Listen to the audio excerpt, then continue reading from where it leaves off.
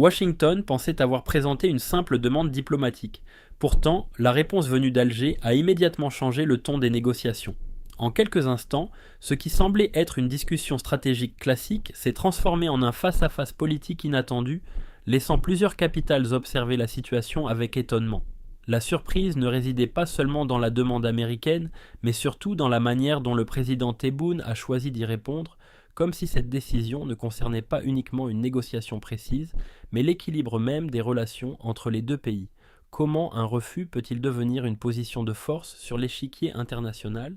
Était-ce un simple désaccord diplomatique ou le signe discret d'un changement plus profond dans les rapports de puissance ? Car bien souvent, ce qui se joue réellement ne se trouve pas dans les communiqués officiels, mais dans les silences stratégiques qui les entourent. Et derrière cette séquence politique, une question demeure. Qui négocie réellement selon ses propres conditions ? Avant d'entrer dans les coulisses de cette affaire, si vous appréciez les analyses qui prennent le temps de comprendre plutôt que de juger rapidement, pensez à laisser un like pour soutenir ce type de contenu et écrivez simplement en commentaire « Décision souveraine » pour voir combien d'entre vous pensent que ce moment marque peut-être un tournant discret mais décisif. Dans les heures qui ont suivi l'annonce officielle, le calme apparent des déclarations publiques contrastait avec l'agitation discrète des coulisses diplomatiques. À Alger, les lumières restaient allumées, bien après la tombée de la nuit dans certains bâtiments officiels, tandis que des conseillers entraient et sortaient sans attirer l'attention. Les téléphones vibraient davantage qu'ils ne sonnaient. Les messages étaient courts, précis, parfois codés par le simple choix des mots. Rien ne filtrait réellement, mais chacun semblait comprendre que quelque chose d'inhabituel était en train de se jouer. À Washington, l'atmosphère n'était pas différente. Dans des salles de réunion fermées, loin des caméras, des dossiers circulaient d'une main à l'autre. Des cartes, des notes confidentielles, des propositions reformulées à plusieurs reprises. Les discussions ne ressemblaient pas à un débat animé. Elles étaient marquées par de longues pauses, ces silences lourds où chaque phrase prononcée pouvait modifier l'équilibre d'une négociation entière. Par moments, un simple regard suffisait pour suspendre une conversation. Personne ne parlait encore d'échec ni de réussite. Officiellement, tout restait normal. Pourtant, le rythme des échanges avait changé. Les rencontres prévues se faisaient plus discrètes. Certaines étaient déplacées, d'autres écourtées, sans explication publique. Dans les couloirs, les diplomates avançaient avec une prudence inhabituelle, comme si chaque mouvement pouvait être interprété comme un signal politique. Au même moment, dans d'autres capitales de la région, les écrans diffusaient en continu les rares informations disponibles. Analystes, ambassadeurs et observateurs tentaient de lire entre les lignes d'un communiqué trop bref pour expliquer la situation. Les mots choisis semblaient mesurés au millimètre, laissant davantage de questions que de réponses. L'impression dominante n'était ni celle d'une crise ouverte, ni celle d'un accord imminent, mais plutôt celle d'un instant suspendu, un moment fragile où tout pouvait encore basculer sans bruit. Dans cette atmosphère feutrée, les décisions ne se comprenaient pas sous les projecteurs, mais dans la retenue, presque dans le murmure. Les portes restaient closes, les agendas volontairement flous, et le temps lui-même semblait ralentir, comme si chaque acteur attendait le geste suivant de l'autre avant d'avancer d'un seul pas. Pour comprendre la portée d'un moment diplomatique, il faut souvent remonter bien avant l'événement lui-même.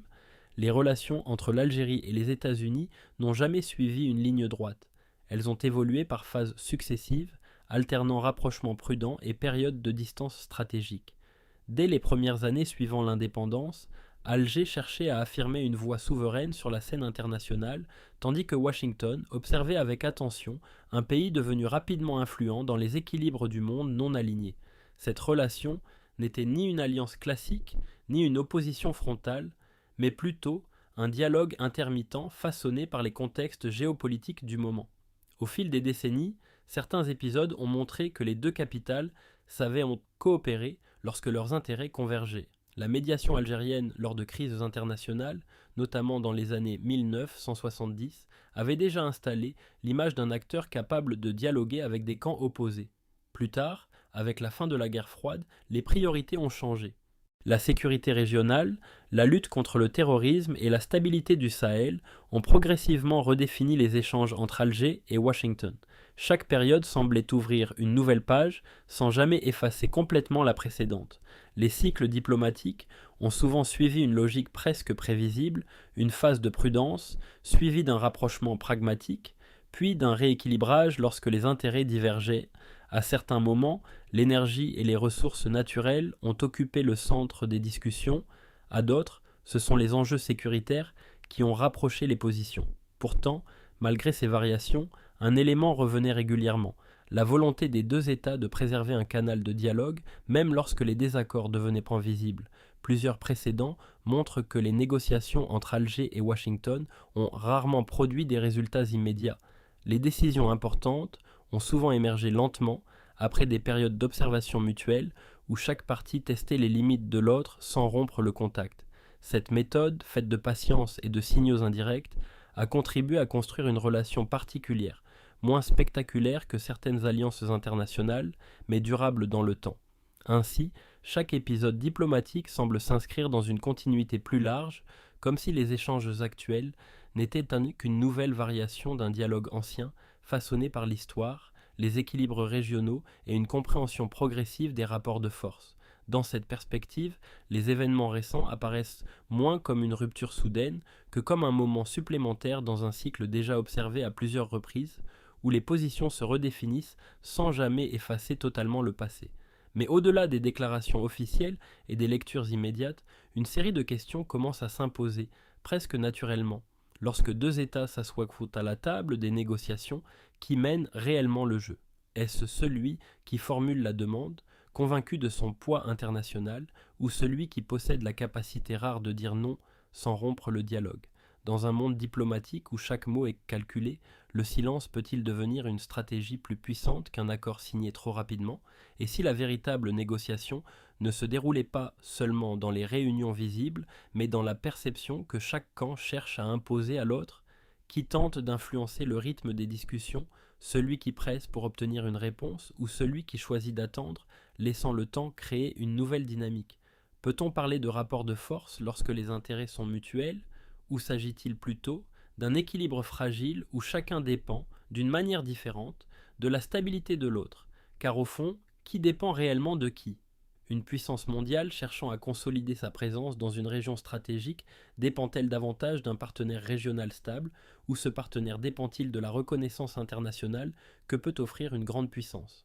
Et lorsque les intérêts énergétiques, sécuritaires et géopolitiques s'entrecroisent, la notion même d'indépendance diplomatique reste-t-elle absolue ou devient-elle une forme de négociation permanente?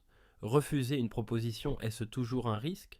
Ou bien le refus peut-il devenir une affirmation silencieuse de confiance politique? Dans l'histoire des relations internationales, certains refus ont isolé des nations, tandis que d'autres ont redéfini leur position sur l'échiquier mondial. Comment distinguer l'un de l'autre au moment précis où la décision est prise? Est-ce la réaction des autres États qui transforme un refus en victoire symbolique, ou le temps qui finit par révéler la véritable portée d'un choix? Et si la question la plus dérangeante était ailleurs, une négociation vise-t-elle réellement à convaincre l'autre, ou simplement à tester jusqu'où chacun est prêt à aller pour préserver ses propres lignes rouges? Peut-être que la force, en politique internationale, ne réside pas uniquement dans ce qu'un pays accepte, mais dans ce qu'il décide de ne pas accepter, sans jamais fermer totalement la porte. Derrière les échanges diplomatiques visibles se dessine une réalité plus complexe, faite d'intérêts stratégiques rarement évoqués publiquement.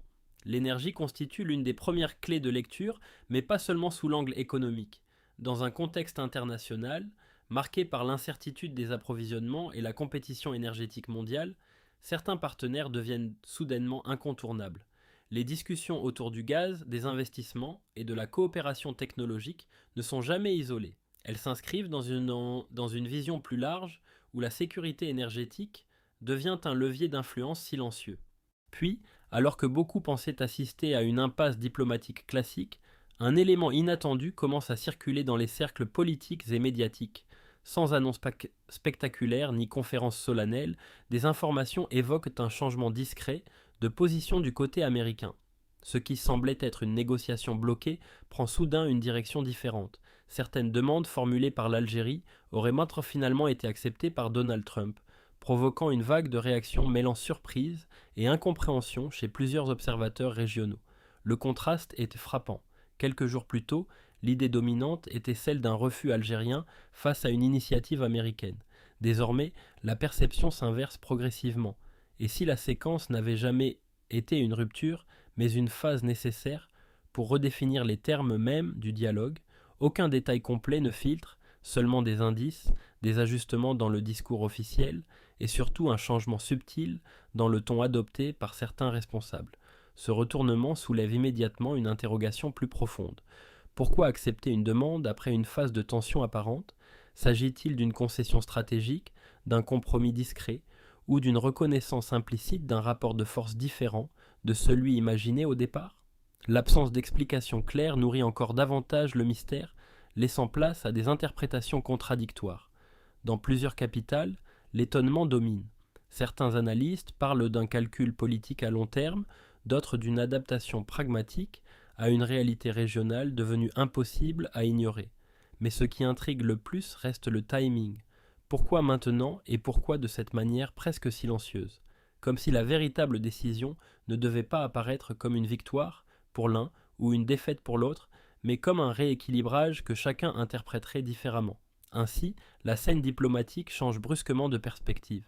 Ce qui ressemblait à un refus ferme devient peut-être la première étape d'une négociation plus large, et ce qui semblait être une position figée révèle soudain une marge de manœuvre insoupçonnée. Entre annonces partielles et silence calculé, le doute s'installe. Assistons-nous à un simple ajustement politique ou à un moment discret où les règles du jeu ont été redéfinies sans jamais être officiellement proclamées? Face à ce retournement inattendu, il devient nécessaire de prendre du recul et d'observer la situation avec une analyse froide, détachée des émotions et des impressions premières. Certains critiques pourraient y voir une forme de concession excessive de la part des États-Unis, interprétant l'acceptation de la demande algérienne comme une faiblesse, une preuve que la puissance américaine doit désormais composer avec des positions qu'elle ne contrôle plus entièrement. D'autres analystes, au contraire, soulignent que ce geste pourrait n'être qu'une adaptation pragmatique, un moyen de maintenir le dialogue ouvert tout en préservant les intérêts américains dans la région. Ces lectures opposées illustrent combien il est difficile de tirer des conclusions hâtives sur la portée réelle d'une décision diplomatique. L'incertitude domine également lorsqu'il s'agit d'évaluer les conséquences à moyen terme. Si l'acceptation de certaines demandes algériennes peut sembler stratégique pour Washington, elle pourrait générer des réactions inattendues chez d'autres acteurs régionaux, influençant les équilibres au Sahel, les alliances économiques et même la dynamique du conflit autour du Sahara occidental. Les intentions affichées ne coïncident pas toujours avec les résultats effectifs et la complexité des relations internationales rend chaque mouvement difficile à interpréter isolément. Dans ce contexte, la prudence intellectuelle devient essentielle. Il est impossible de déterminer avec certitude si la décision américaine représente un vrai changement de politique ou simplement une manœuvre tactique destinée à éviter un blocage durable. L'analyse rationnelle doit donc prendre en compte les multiples variables, les calculs énergétiques, les enjeux sécuritaires, la perception régionale et internationale, ainsi que les implications symboliques d'un refus ou d'une acceptation dans un contexte où l'image et la crédibilité comptent autant que la substance.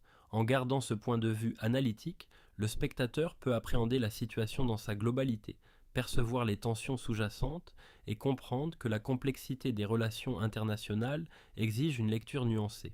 Aucun événement n'est univoque, aucune décision n'est purement positive ou négative. Chaque geste est soumis à des interprétations multiples et cette multiplicité est précisément ce qui forge la confiance d'une analyse sérieuse et crédible. Alors que l'agitation des annonces et des rumeurs commence à s'apaiser, une forme de calme contemplatif s'installe. Le regard porté sur la scène internationale se transforme. Ce ne sont plus seulement des négociations ou des rapports de force, mais des gestes qui révèlent des intentions, des silences qui portent autant de poids que les mots prononcés. La politique, dans ces instants, ressemble à un échiquier silencieux où chaque mouvement, chaque pause, chaque nuance de langage est une pièce que l'on déplace avec prudence, sans jamais dévoiler toutes ses cartes.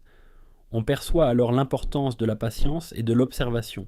Les décisions visibles ne sont souvent que la surface d'une dynamique plus profonde, où les alliances, les intérêts et les calculs s'entrelacent dans une complexité que peu peuvent réellement déchiffrer. Le temps devient un facteur stratégique. Laisser mûrir une situation, attendre que les réactions se stabilisent, permettre aux perceptions de s'ajuster, autant de gestes invisibles qui façonnent la réalité politique bien plus que les déclarations publiques. Dans ce silence relatif, chaque citoyen peut se retrouver face à sa propre interprétation des événements. La souveraineté et la dignité nationale se mesurent parfois moins aux textes officiels qu'à la perception que chacun a de la capacité d'un pays à imposer ses conditions et à défendre ses intérêts. Cette réflexion intime s'inscrit dans la mémoire collective, où le passé éclaire le présent et laisse entrevoir les possibles trajectoires de l'avenir, sans jamais les figer. La méditation sur ces moments rappelle que la politique internationale n'est jamais simple. Les certitudes se dissolvent au profit des nuances et des implications multiples, et le spectateur est invité à rester attentif à ce qui n'est pas dit, à ce qui est suggéré, par les gestes, les silences et les subtilités de la diplomatie. Dans cette observation silencieuse, la question qui persiste, sans réponse définitive, demeure peut-être la plus essentielle. Jusqu'où un pays peut-il réellement définir son destin dans un monde où chaque mouvement est surveillé, interprété et contesté ?